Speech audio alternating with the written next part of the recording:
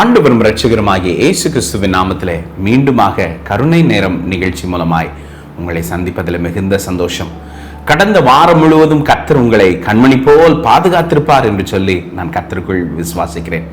அநேகம் பேர் எங்களோடு கூட உபவாச நாளிலே ஜெபத்திலே இணைந்திருந்தீர்கள். அதற்காக நான் கர்த்தரை ஸ்தோத்திரிக்கிறேன். ஒவ்வொரு வாரமும் வெள்ளிக்கிழமைகளிலே நாங்கள் உபவாசித்து உங்களுக்காக ஒரு சிலராய் கூடி ஜெபிக்கிறோம். உங்களுடைய ஜெப குறிப்புகளை எங்களுக்கு மறவாமல் தெரிவியுங்கள். வாட்ஸ்அப் மூலமாகவோ தொலைபேசி மூலமாகவோ எங்களுக்கு தெரிவிக்கும்படி உங்களை அன்போடு கேட்டுக்கொள்கிறோம். அதே போல் இந்த ஊழியத்தை பொருளாதாரத்தில் தாங்க விரும்புகிறவர்கள், நீங்கள் எங்களுக்கு இந்த ஊழியத்தில் பொருளாதாரத்தில் தாங்கும்படி உங்களை உற்சாகப்படுத்துகிறோம். கர்த்தர் உங்களை ஆசீர்வதிப்பாராக. இன்றைக்கு ஒரு சில சாட்சிகளை வேகமாக நான் சொல்லிவிட்டு தேவனுடைய வார்த்தைக்கு நேராக உங்களை வழிநடத்த விரும்புகிறேன். மார்த்தாண்டம் பகுதியிலிருந்து ஒரு தாயார் அவளுடைய மகனுக்காக அநேக நாட்களாக அவருடைய வாழ்க்கையில குடி போதை நிமித்தம் அவருடைய வாழ்க்கையில ஒரு நல்ல ஒரு வேலை இல்லாமல் காணப்பட்டது என்று சொல்லி அநேக நாட்களாக ஜெபித்து கொண்டிருந்தார்கள். பாருங்கள், அவர்களுக்காக நாங்களும் சேர்ந்து ஜெபித்தோம். பாருங்கள், கடந்த வாரத்தில் அந்த தாயார் எனக்கு தொலைபேசியில் தொடர்பு கொண்டு சொன்னார்கள், அவருடைய மகனுடைய வாழ்க்கையில் ஒரு பெரிய மாற்றத்தை கர்த்தர் தந்தார் என்று சொல்லி, அது மாத்திரமல்ல நல்ல இடத்துல வேலை கிடைத்திருக்கிறது என்று சொல்லி சந்தோஷமாக என்னிடத்தில் அந்த தாயார் பகிர்ந்து கொண்டார்கள். தொடர்ந்து அந்த மகனுடைய ரட்சிப்புக்காகவும் அவருடைய மன மாற்றத்துக்காகவும் ஜெபித்து கொண்டிருக்கிறோம். அதே போல் திருநெல்வேலியிலிருந்து ஒரு குடும்பத்தினர், அவர்கள் தாயும் பிள்ளையுமாக தொடர்ந்து சபைக்கு போகிறார்கள். ஆனால் அது தகப்பனுக்கு தெரியாது. ஒரு நாள் தெரிய வந்த நாளிலே மிகவும் கோபமாக அடித்து விட்டார் என்று சொல்லி வேதனையோடு அந்த சகோதரி கணவனுடைய ரட்சிப்புக்காக ஜெபிக்க கேட்டார்கள். பாருங்கள், கர்த்தர் இருதயத்தை மாற்றுகிற தேவன். கடந்த வாரத்தில் திடீரென்று சொல்லி பல நாட்களுக்கு பின்பாக எனக்கு தொலைபேசியில் தொடர்பு கொண்டார்கள். அவர்கள் சொன்னார்கள், பாஸ்டர், அநேக நாட்களாக என்னுடைய கணவருக்காக ஜெபித்து கொண்டிருக்கிறோம்.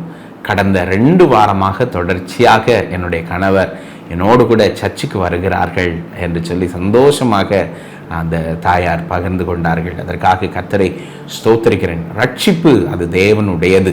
ஆகினால ரட்சிப்புக்காக ஜெபித்து கொண்டிருக்கிற கணவனோ மனைவியோ பிள்ளைகளோ, நீங்கள் தொடர்ந்து உங்களுடைய நேசிக்கிறவர்களுக்காக நீங்கள் ரட்சிப்புக்காக ஜெபியுங்கள். கர்த்தர் இருதயத்தை தொட முடியும் என்பதில் எந்தவித மாற்றம் இல்லை. அதே போல நாமக்கல் பகுதியிலிருந்து ஒரு தாயார் எனக்கு ஜெபிக்க கேட்டார்கள். அவர்களுக்கு கால் பகுதியிலே பயங்கர வலி அநேக நாட்களாக இருந்து கொண்டே இருக்கிறது.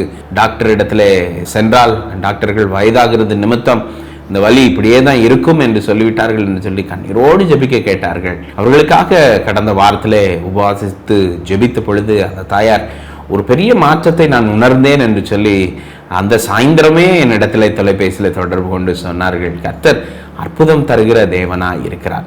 இன்றைக்கும் அவர் அற்புதம் செய்கிற தேவனாய் இருக்கிறார். நீங்களும் உங்களுடைய வியாதி போராட்டத்தின் நிமித்தம் நீங்கள் சோர்வோடு இருப்பீங்கன்னு சொன்னால் நீங்கள் எங்களோடு கூட வெள்ளிக்கிழமைகளில் ஜெபத்தில் இணைந்திருங்கள்.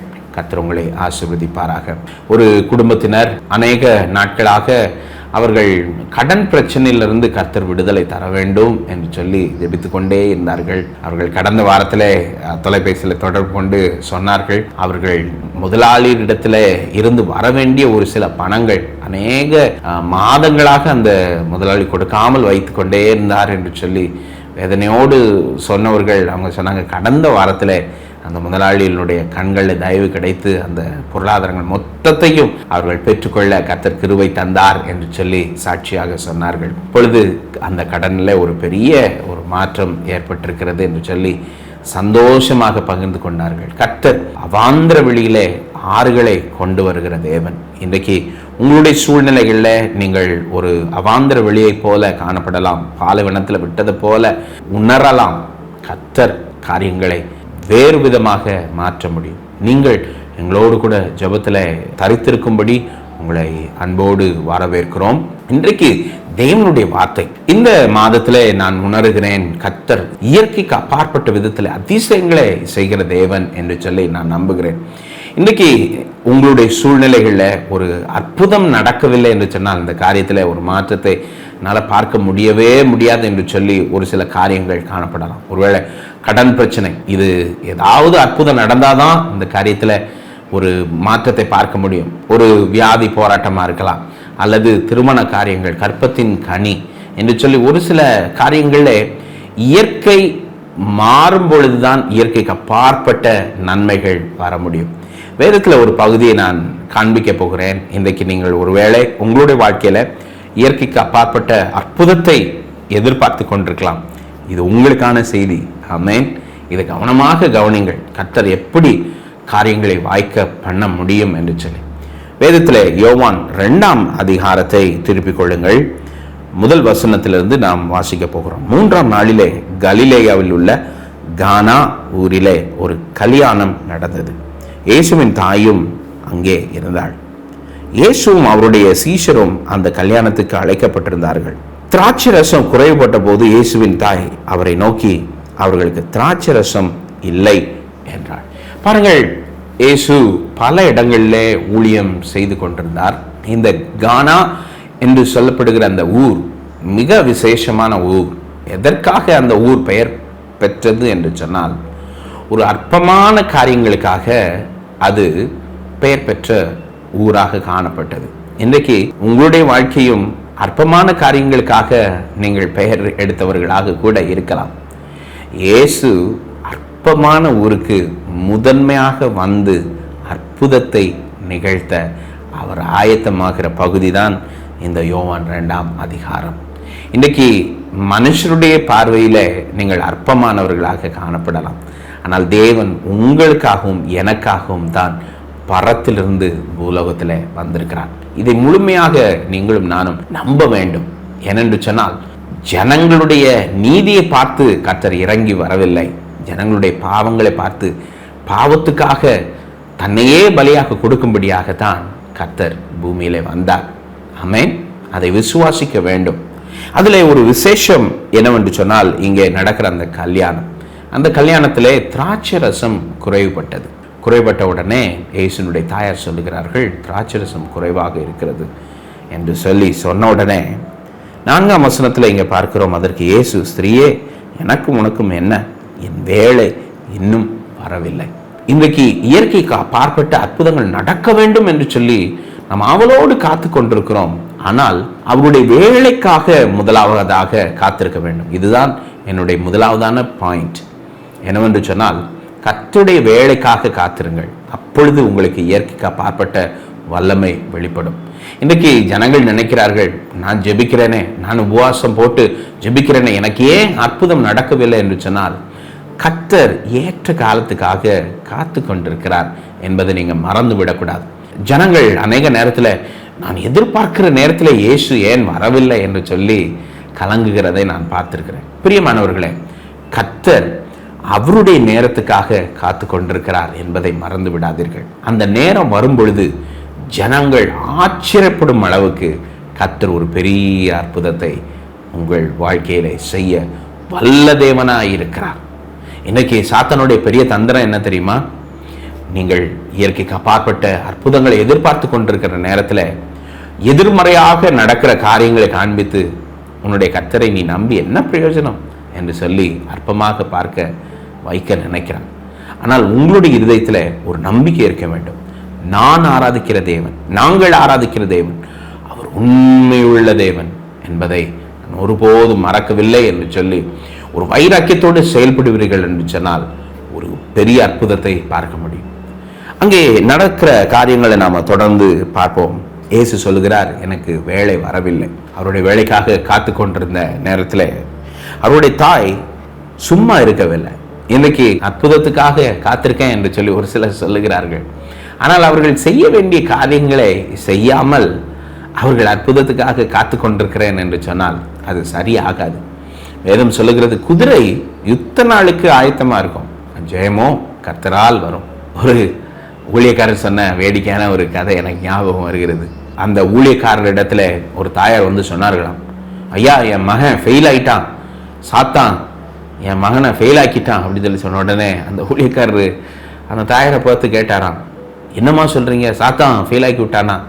சாத்தான் பேப்பரை பிடுங்கினானா இல்லை பேனாவை பிடுங்கினானா என்று சொல்லி அந்த தாயாரினிடத்துல கேட்டேன் என்று சொல்லி அந்த ஊழியக்காரர் வேடிக்கையாக சொன்னார்கள். இன்றைக்கு நம்ம நினைக்கிறோம், ஆண்டவருடைய வேலை வராததுனாலே நான் ஆயத்தமே ஆகவில்லை என்று சொல்லி நீங்களும் நான் நினைக்கிறோம். ஆனால் இந்த தாயார் இயேசுனுடைய வாயிலிருந்து புறப்பட்ட வார்த்தை சொன்னது, என்னுடைய வேலை வரவில்லை. ஆனால் அந்த தாயார் உடனடியாக அடுத்த காரியத்துக்கு முன்பாக கடந்து போகிறார்கள். என்ன காரியம் என்று சொன்னால், 5ஆம் வசனம் சொல்லுகிற, அவருடைய தாய் வேலைக்காரர் நோக்கி, அவர் உங்களுக்கு என்ன சொல்லுகிறாரோ அதன்படி செய்யுங்கள் என்று சொல்லி கட்டளையிடுகிறார். பிரியமானவர்களே, 2வது நமக்கு தேவை கீழ்ப்படிதல். அற்புதம் நடக்கணும்னு சொன்னா உங்களுடைய வாழ்க்கையில கீழ்ப்படிதல் இருக்க வேண்டும். இன்னைக்கு அநேகம் பேர் கீழ்ப்படிதல் இல்லாமல் தங்களுடைய வேலைகளை செய்யாமல் அமைதியாக இருந்து கொண்டு ஏதாவது அற்புதம் நடக்கும் என்று சொல்லி நினைத்து கொண்டிருக்கிறார்கள். கீழ்ப்படிதலை குறித்து வேதம் சொல்லியிருக்கிறது, பலிகளை பார்க்கிலும் கீழ்ப்படிதல் மேன்மையானது. இன்றைக்கு நாம் நினைக்கிறோம், நான் ஆண்டவருக்கு காணிக்கை கொடுக்கிறேன், ஜெபிக்கிறேன், ஆண்டவருடைய சத்தத்துக்கு கீழ்ப்படுகிறோமா? அதுதான் மிக முக்கியம். இன்றைக்கி கீழ்ப்படியாததினாலே இயற்கைக்கு அப்பாற்பட்ட நன்மைகளை நாம் பார்க்க முடிகிறதில்லை. ஆபிரகாம் தன்னுடைய சொந்த சிந்தனையிலே சிந்தித்து, இந்த ஈசாக்கு எனக்கு பல வருஷம் கழித்து கிடைத்த பிள்ளை, அதனால் நான் எப்படி கொடுக்க முடியும் என்று சொல்லி ஆண்டவரிடத்தில் போராடி இருப்பார் என்று சொன்னால் காரியங்கள் வித்தியாசமாக நடந்திருக்கும். ஆனால் கர்த்தருடைய சத்தத்துக்கு கீழ்ப்படிந்தார். பாருங்கள், அவர் ஒரு மலையின் பகுதியிலே நடந்து வந்த பொழுது ஒரு ஆடும் அடுத்த பகுதியிலிருந்து மேலே ஏறி வந்தது. இது எதை குறிக்கிறது என்று சொன்னால், நம்முடைய வாழ்க்கையில கீழ்ப்படிவோம் என்று சொன்னால் நம்முடைய ஆசீர்வாதம் நமக்காக ஆயத்தத்தோடு வந்து கொண்டிருக்கிறோம். இன்றைக்கு உங்களுடைய வாழ்க்கையில இயற்கைக்கு அப்பாற்பட்ட அற்புதம் பார்க்க வேண்டும் என்று சொன்னால் கீழ்ப்படிய கற்றுக்கொள்ளுங்கள். அந்த சீஷர்கள் தாயாருக்கு கீழ்ப்படிந்தார்கள். உடனே பாருங்கள், 6ஆம் வசனம் விசேஷமான ஒரு வசனம். யூதர்கள் தங்களை சுத்திகரிக்கும் முறைமையின்படி ஒவ்வொன்றும் 3 குடம் தண்ணீர் கொள்ளத்தக்க 6 கச்சாடிகளை அங்கே வைத்திருந்தார்கள். ஒரு சில கச்சாடிகள் என்று சொல்லப்படுகிற கலாச்சாரத்தை பிடித்து கொண்டே இருக்கிறார்கள். உங்களுடைய வாழ்க்கையில இயற்கைக்கு அப்பாற்பட்ட நன்மை நடக்க வேண்டும் என்று சொன்னால் உங்களுடைய கலாச்சாரங்கள் உடைய வேண்டியது மிக அவசியம். இன்னைக்கு கலாச்சாரத்தை பிடித்து கொண்டு, இப்படித்தான் என்னுடைய வாழ்க்கை இருக்கும், அப்படித்தான் இருக்கும், நான் இப்படி தான் சுத்திகரிக்க முடியும் என்று சொல்லி நினைத்து கொண்டிருக்கிற உங்களுடைய வாழ்க்கையில கர்த்தர் சூழ்நிலை மாற்றப் போகிறார். அங்கே தண்ணீரை நிரப்ப சொன்னார். சுத்திகரிப்பதற்காக அல்ல, அந்த தண்ணீர் விசேஷித்த ரசமாக மாற்றுவதற்காக. அங்கேதான் முதல் அற்புதம் நடந்தது. எதன் மூலமாக நடந்தது என்று சொன்னால் கலாச்சாரத்தை உடைத்து அதற்கு பின்பாகத்தான் ஒரு அற்புதம் நடந்தது. இன்றைக்கு ஒரு சில கலாச்சாரத்தில் நீங்கள் சிக்கி தவித்து கொண்டிருக்கிறீர்களா? கர்த்தர் ஒரு சில கலாச்சாரத்தை உடைத்து உங்களை உருவாக்க வல்ல தேவனாய் இருக்கிறார். இன்றைக்கு இயற்கைக்கு அப்பாற்பட்ட விதத்தில் அற்புதத்தை பார்க்க வேண்டும் என்று சொன்னால் ஒரு சில கலாச்சாரங்களை நீங்கள் உடைக்க வேண்டும். உடனே எல்லாருக்கும் நடந்த ஒரு காரியம் எல்லாருக்கும் தெரியும். அந்த தண்ணீர் ரசமாக மாறினார். அந்த ரசத்தை கொடுத்த பொழுது எல்லாரும் ஆச்சரியப்பட்டார்கள். இவ்வளவு அருமையான ரசத்தை நீங்கள் மறைத்து வைத்து விட்டீர்களே என்று சொல்லி சொன்னார்கள். 11ஆம் வசனத்திலே நாம் வாசிக்கிறோம், இவ்விதமாக இயேசு முதலாம் அற்புதத்தை கலிலே உள்ள கானா ஊரிலே தம்முடைய மகிமையை வெளிப்படுத்தினார். அவருடைய சீஷர்கள் அவரிடத்தில் விசுவாசம் வைத்தார்கள். பாருங்கள், இயேசுவை பின்பற்றி வருகிறார்கள். ஆனாலும் அவர்களுக்கு கூட இயேசுவின் மேல விசுவாசம் அவசியமாக இருக்கிறது. பிரியமானவர்களே, இன்றைக்கு நீங்கள் இயேசு என் கூட தான் இருக்கிறார் என்று சொன்னாலும் அவர் மேலே விசுவாசம் வைக்க வேண்டியது மிக அவசியம். கர்த்தர் இன்றைக்கு உங்களுடைய வாழ்க்கையில், உங்களுடைய பொருளாதாரத்திலேயா இருக்கட்டும், அல்லது குடும்ப வாழ்க்கையாக இருக்கட்டும், குழந்தை ஆசீர்வாதமாக இருக்கட்டும், எந்த காரியத்தில் நீங்கள் இயற்கைக்கு அப்பாற்பட்ட அற்புதம் எதிர்பார்க்கிறீங்களோ கர்த்தர் அதை செய்ய வல்ல தேவனாக இருக்கிறார். நான் உங்களுக்காக ஜெபிக்கிறேன். வானத்தையும் பூமியை படைத்த சகல அதிகாரமுள்ள நசரேயனாகிய இயேசுவே, உடைய பிள்ளைகளுடைய வாழ்க்கையில இயற்கைக்கு அப்பாற்பட்ட நன்மையினால நிரப்பி ஆசீர்வதிக்கப்படமா ஜெபிக்கிறோம். இந்த வருகிற வெள்ளிக்கிழமை நாங்கள் கூடி ஜெபிக்க போகிறோம். அப்பா ஆண்டவரே, ஒரு சிலருடைய வாழ்க்கையில தடையாய் இருக்கிற எந்த காரியமும் ஆண்டவரை இந்த மாதத்துல மாற்றத்தை கட்டளையிட போவதற்காக நன்றி செலுத்துகிறோம். ஆண்டவரே, நாங்கள் ஜெபிக்கும் பொழுது, நாங்கள் கீழ்ப்படியும் பொழுது, ஆண்டவரே எங்களுடைய கலாச்சாரத்தை உடைக்கும் பொழுது ஒரு மாற்றம் ஏற்படும் என்று சொல்லி நாங்கள் நம்புகிறோம். உம்முடைய கரத்தில் நாங்கள் தருகிறோம். உம்முடைய காலத்துக்காக நாங்கள் காத்திருக்கிறோம். அப்பா பலப்படுத்தும், ஆசீர்வதியும். இயேசுவின் நாமத்தில் ஜெபிக்கிறோம் நல்ல பிதாவே, ஆமென். God bless you. இந்த நிகழ்ச்சி உங்களுக்கு ஆசீர்வாதமாக இருந்திருக்கும் என்று சொல்லி நம்புகிறோம். நாங்கள் உங்களுக்காக ஜெபித்துக் கொண்டிருக்கிறோம். உங்கள் ஜெப குறிப்புகளை எங்களுக்கு தெரியப்படுத்துங்கள்.